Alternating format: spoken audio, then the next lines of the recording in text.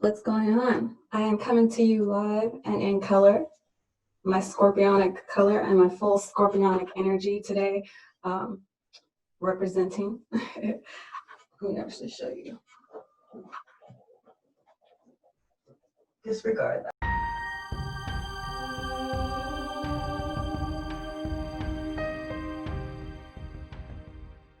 Anyway, getting to the point. Why is this important?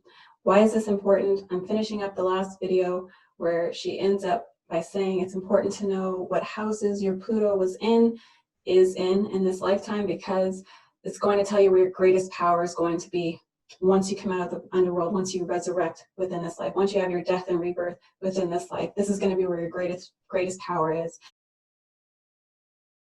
So Pluto in the first house, Pluto and Scorpio in the first house, like she is, she's going to have a lot of death and rebirth cycles that have to deal with her identity and who she is. Maybe she grew up thinking and acting one way based on her upbringing, and that had to totally be annihilated and destroyed so that her rebirth can come out with a completely different outward person.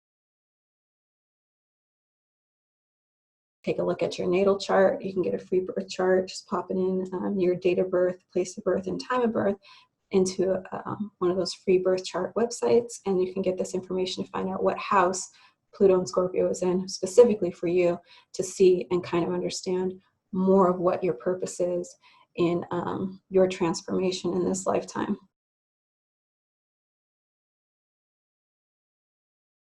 I'm going to share some images about Pluto and Scorpio, and just to kind of see if it rings a bell for you, if it holds true for you. Let's try starting here with the definition. Jump over here, working out my little stuff. All right. Okay, right here, this is a chart of all the planets, and I'll link to all these images that I share in the description. So on the very bottom here, bottom furthest from the sun, right? The slowest moving planet in its orbit around the sun, we have Pluto. The Pluto described as the planet of death and rebirth, sex, the higher octave of Mars. Higher octave, meaning a higher note, right? A little bit more evolved than Mars. And let's just jump over to Mars real quick.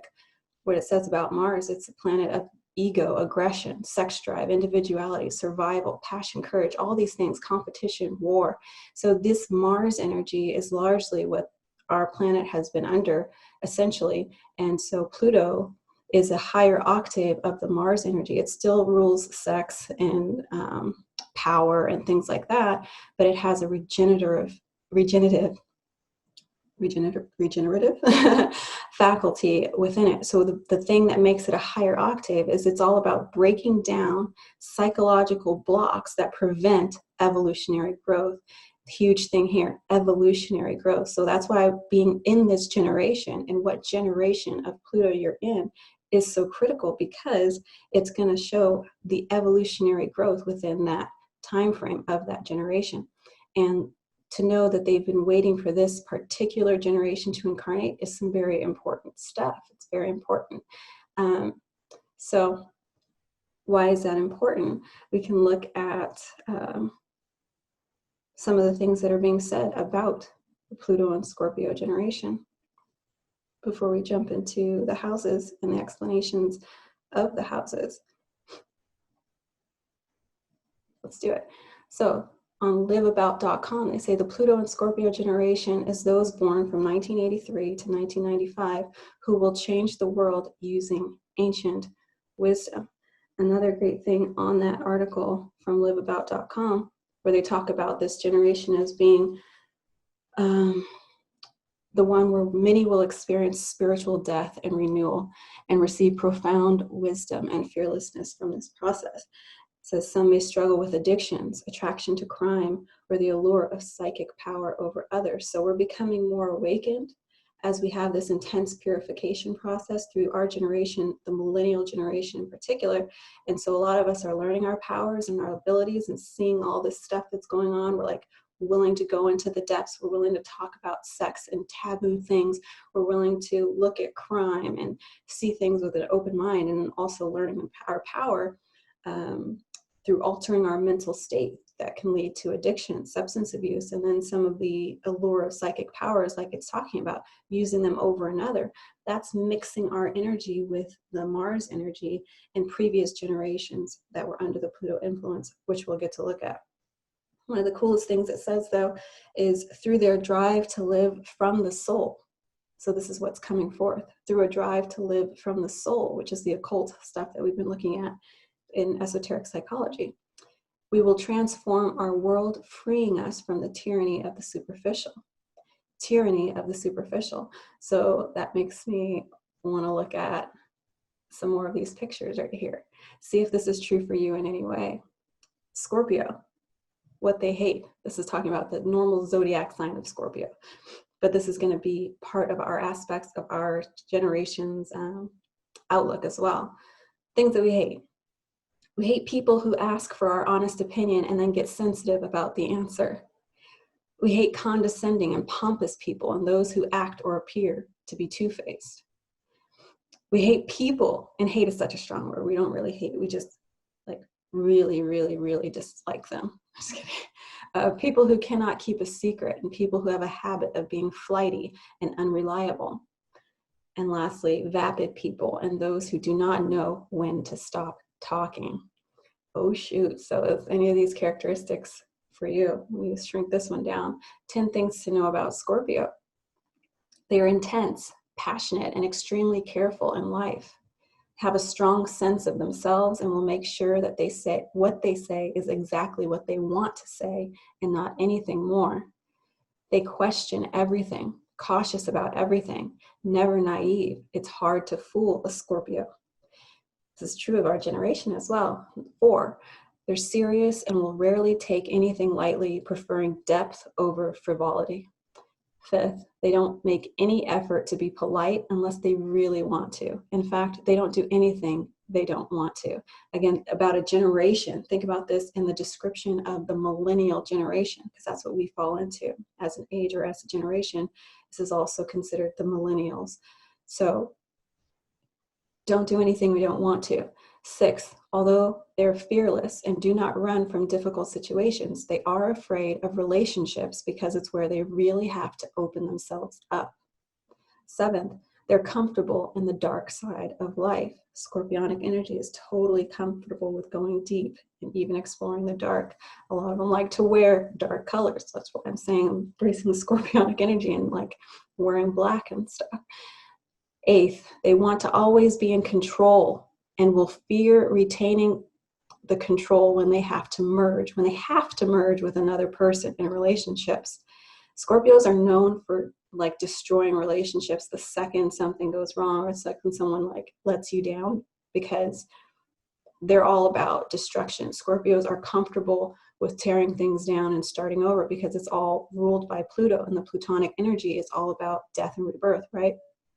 But this can be a detriment in relationships when you just kind of don't have staying power in that way, because what it goes into with this next point is that it's really about protection. Number 9, they spend a lot of energy protecting themselves from getting hurt and losing.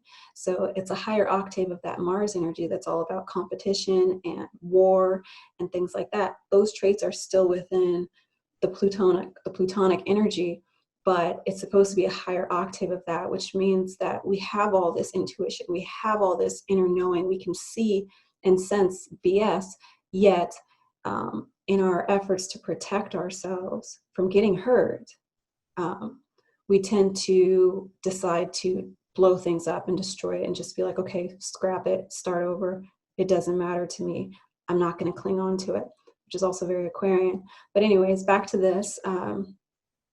Number 10, they hold nothing back, which means they're very passionate lovers and will always try to make their partners feel protected. So it's not a horrible sign. I'm just showing some of the traits. This last one here, Scorpio, highlighted by being determined and forceful, powerful, magnetic, dynamic, compulsive, and obsessive, secretive, creative, and inventive. If any of these traits describe you and you're in this generation, this is what's going on here. This energy is heavily, heavily being pulsated and radiated onto us by the planet Pluto and its effect over our generation. And it's coming to the surface now in a lot of the things that we're seeing in society and in our overall calling and what we're meant to be doing here. This one's super tiny. Let's see if we can make it bigger. Pluto and Scorpio. For your entire generation, this is a period of intense research and discovery in areas that were heretofore considered mysterious, remote, or taboo. The root causes for many complex occurrences will be unearthed due to the intensity and thoroughness of the search. So this is why we're not afraid to look at, quote unquote, conspiracy theories, because we actually have gone deep into the research. A lot of people in this generation who are into looking at things that are taboo, looking at things that are dark, healing ourselves and our shadow aspects based on the traumas that we specifically went through, which are part of our mission as we go through the houses, we'll see. And when you come out on the other side, when you have that resurrection, you went so deep into the search of what this was all about because you were not afraid to look at it once you face it. And then you come out and then you bring that to the world, which is supposed to usher in and be like the benchmark of our evolutionary growth during this time, which is why when we have so much actual dark stuff going on as a society, as a global body, that's why there's such a huge lens on this generation in particular, because it's going to shine the light on 248 years or more of culturally ignored shadow and darkness and stuff that's been hidden or ignored. Okay, so going back to the read, really quick, I'm going to put up a different screen, which is the pictures again of what exactly the houses are. So as we read through here, we're going to kind of look at what are the houses and what am I even talking about? So again, this is a description of Pluto. Pluto is a ruler over Scorpio, which is why we're saying that this scorpionic energy is so large in our generation. Here is just an astrologer's cheat sheet where it goes over the houses. They're like a wheel. So the 12 houses of the zodiac, if you go around them, starting with the first house over here, it starts with Aries and ends in Pisces. And each one of these houses has a different zodiac sign, and then within that has different traits and characteristics which represent the house. And that's why when an astrologer reads your birth chart and they see where the specific planets and signs were, during your specific point of birth, they say it's a blueprint of your soul. It's also a blueprint of an age or a generation or a timeline. So this was one of the best ones I saw describing the different houses and correlating with how this channel, True Brilliance, I believe it was, that I transcribed this message from, and she goes through the houses. This is actually a good counter or like companion, I guess, picture to show what she's talking about and how that can be, because this breaks the houses down into different affirmations. And where Pluto was in Scorpio, in your house, in your specific time of birth, where it sits is going to affect you in different ways. And it's also, like she says, your biggest power in this world and in this lifetime, the ability that you can have to really have a powerful, profound change, generational impact on the world as we do this work to have a death and rebirth process for humanity as a whole, to bring light to all the crazy stuff that's going on in the dark, right? To really shine the light and actually have some change seen. So I will keep this chart up as I read and kind of point back to it and reference back to it to kind of hopefully make this a little clearer for you. Starting at 24 minutes and 24 seconds. So Pluto in the first house, this manifests just as your personality. Okay, so Pluto in the first house and Scorpio in the first house is a huge agent for transformation. But people are going to have very strong reactions to you. A lot of people aren't going to like you. And the reason why they'll not like you is because you're so intimidating and your energy is so powerful. Even if you don't consider yourself to be a powerful person, your energy is going to overpower people. Okay, a lot of people are going to feel threatened by you because Pluto and Scorpio in the first house, it's like, it's just so overbearing. Like the energy literally comes in and it engulfs everybody. And it's like, it keeps everybody like this. It keeps everybody down, like bow down. And people bow down without me even having to say anything. Like it's very unconscious, energetic reaction where people just do it, okay? People move out the way, open doors, like the queen of the underworld is coming through, period. I'll just pause here to remind you that the gal who created this first video, she says that she has Pluto and Scorpio in the first house. And moving over to this affirmation wheel showing the houses, this is the first house where you see the 1. This is what we're going through. 1, 2, 3, 4, 5, 6, all the way up here to 12, starting at I am and finishing at I dream. So the first house is I am, is the affirmation. It's the house where we find awareness of ourselves, our appearance, our outward personality, who I am. So Pluto in the first house, Pluto and Scorpio in the first house, like she is, she's going to have a lot of death and rebirth cycles that have to deal with her identity and who she is. Maybe she grew up thinking and acting one way based on her upbringing, and that had to totally be annihilated and destroyed so that her rebirth can come out with a completely different outward personality. And she will have some completely powerful messages to share, just like she has this message about how people have perceived her in her life, how she felt that a lot of people were intimidated by her or felt bombarded by her energy. So she has a powerful message to talk to people about when it comes to transforming the identity and how she ended up dealing with that. You can take that either way. You could take that as, okay, let me learn how to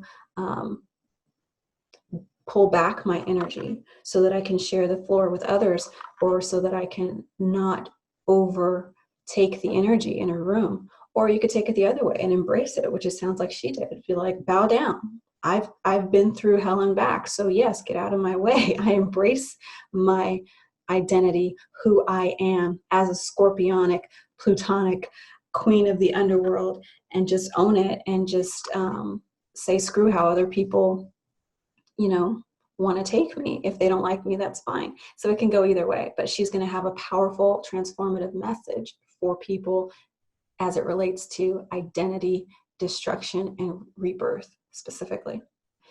And continuing on, she breaks off to speak about an attribute of all reborn Pluto and Scorpio generation. So this pertains to all of us, continuing on at 27 minutes and 18 seconds. Because one last thing I want to tell you guys about this placement, and this is some deep shit, you guys. You guys want to hear some powerful shit right now, because this is pretty much what I'm trying to tell you. So the underworld, what lies in the underworld, right? All the demons and ghosts and all these dark energies, right? So when you go down into the underworld and you slay these demons, right? You slay these things. Guess what? When you come back up to the world, you end up harnessing all of their fucking power so that they end up bowing down to you. They, the demons, bow down to you when you're the king or queen of the underworld, okay? Because you already went through and you slayed their asses, okay? So since you slayed them, now they must obey you.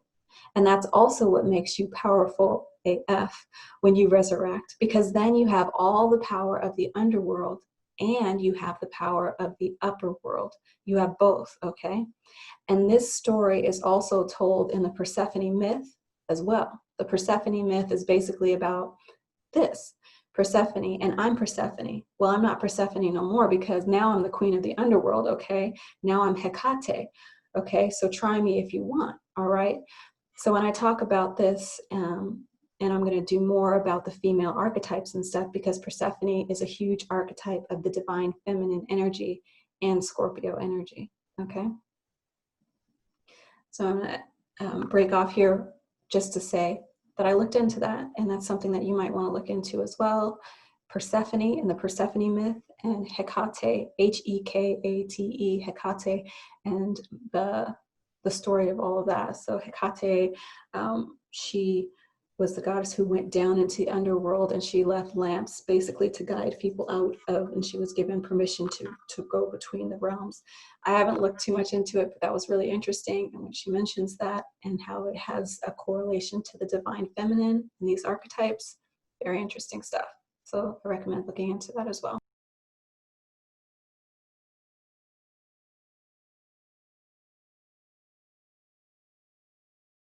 There's a lady who does a 10-part series of going through Pluto and Scorpio generation through all the houses.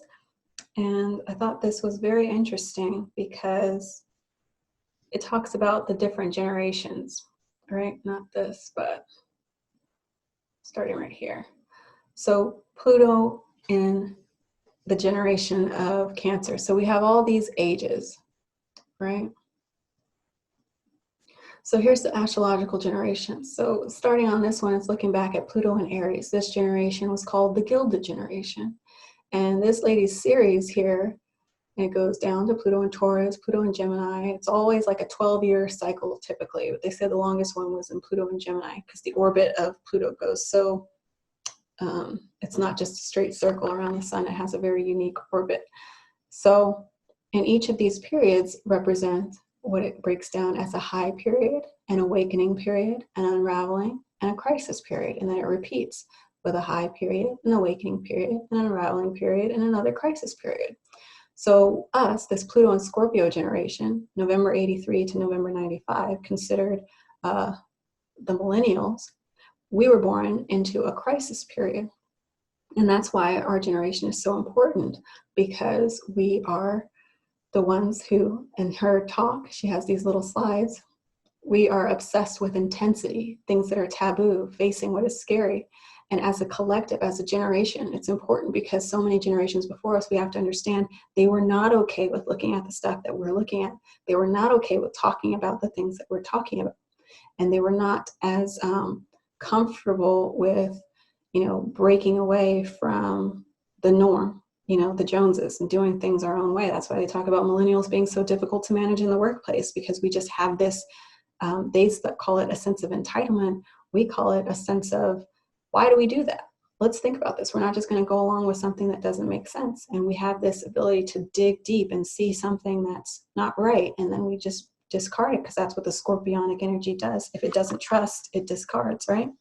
So it makes a lot of sense when you start looking at us as a generation, as millennials.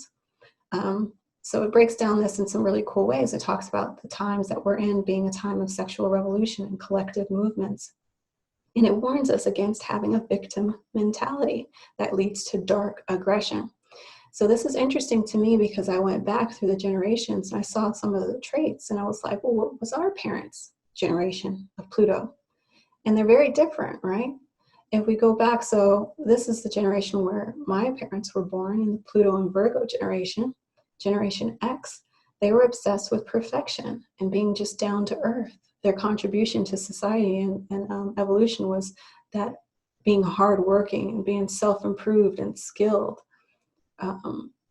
Mistake, this was interesting, cynicism.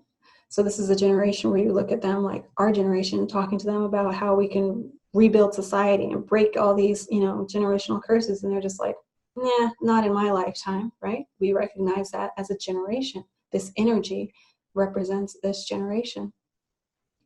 And from their generation before that, and some people, our generation, millennials, might have planet on the older spectrum, might have their parents in this baby boomer generation of 1939 to 57, where they were obsessed with being noticed and appreciated, wanting to shine, having this creative expression, this mistake being this glamour seeking. So we can see this as the rise in Hollywood and all those types of personalities and those things that are in charge there that were really obsessed with glamour and money and all of these things. And then we have the trickle down of that, where we see that there's like an undertone to that, or an underbelly to that industry, where our generation is just starting to bring to the surface the darkness that actually came from that generation and that society. And then it keeps going back further and further. They have Pluto in Cancer, the silent generation.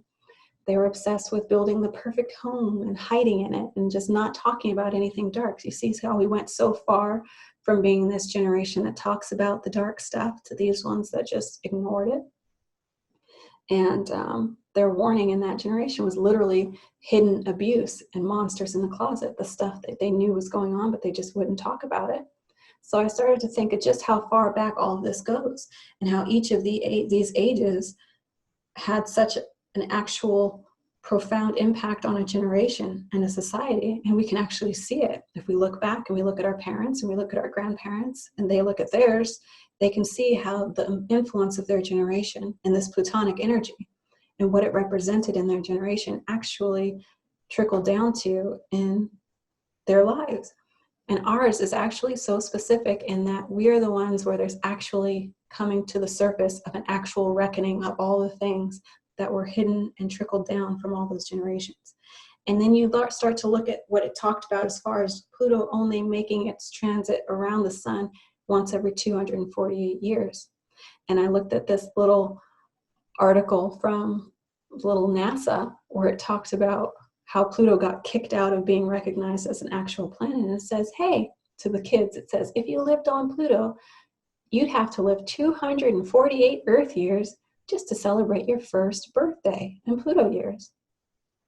So after 248 years, humanity would just be 1 year old in terms of the Plutonic energy. And since this planet is so much about death and rebirth, and how our generation is so much about bringing stuff to the surface, it's like we're only 1 year old. We're only 1 year old in terms of shifting what a whole generation or a whole age was all about, right? So it's like I wanted to go backwards further and further through this to see what were we coming from at the start of our Plutonic cycle 248 years ago. What was going on? And you do the math, 2020 minus 248. So that was in 1772. So that was just before, American history started when we broke away from Great Britain. So 1776, right? So humanity broke away from this control force back in the beginning of that last Plutonic age. So then that makes you think about what each age of Pluto actually contributed to society. And it did have these huge generational shifts, and it does have this huge impact on life. And so it makes us kind of think that maybe we should take this a little bit more seriously and to see that what are we going to be breaking away from right now if we do this right as a group, as a generation, as in humanity looking for evolutionary growth.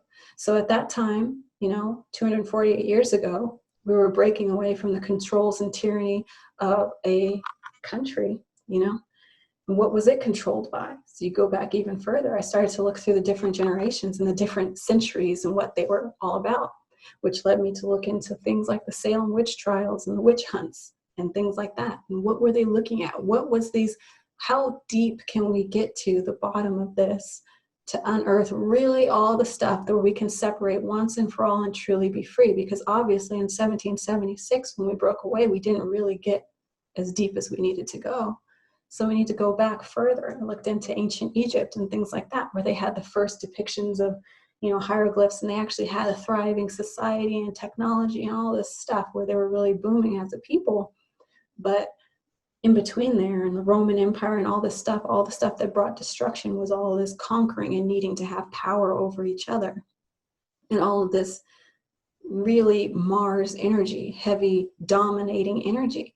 And it's like we need to figure out when we first separated from the mother, our mother energy, the mother nature, the nurturer.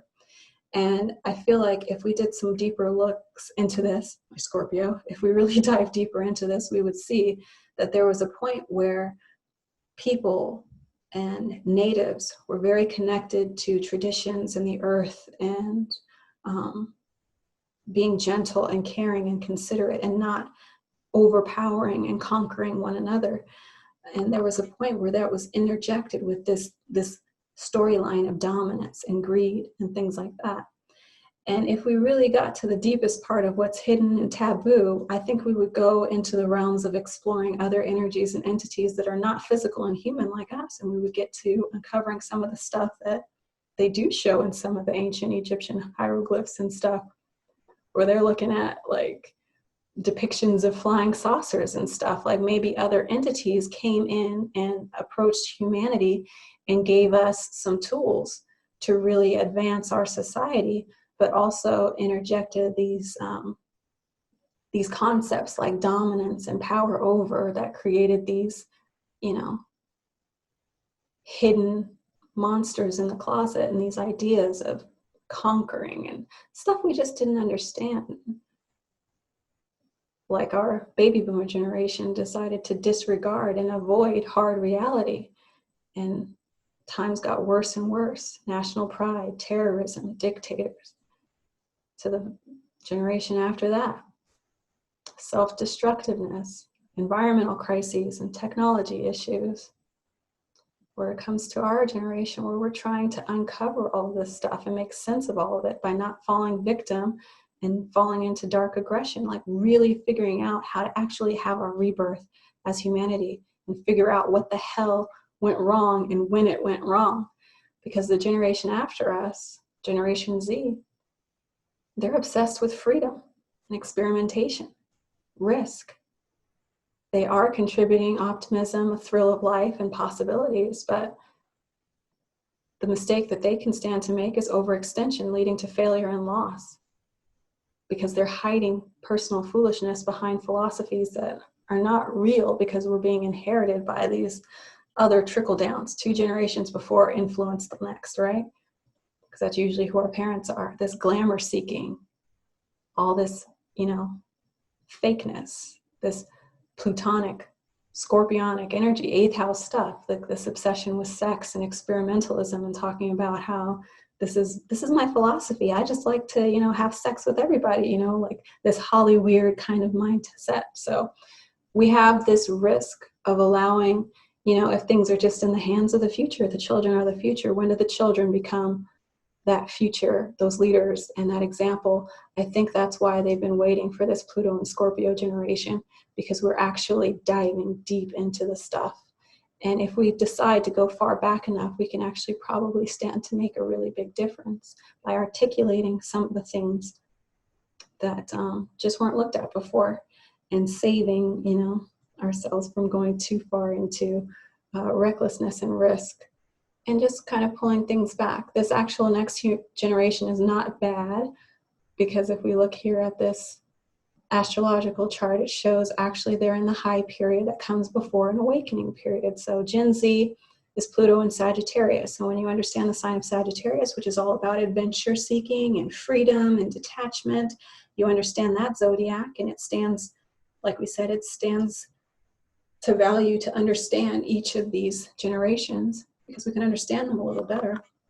They're acting out of this hyper influence energy of exploration and freedom and detachment. That's why they're not really necessarily the ones to ground this stuff in.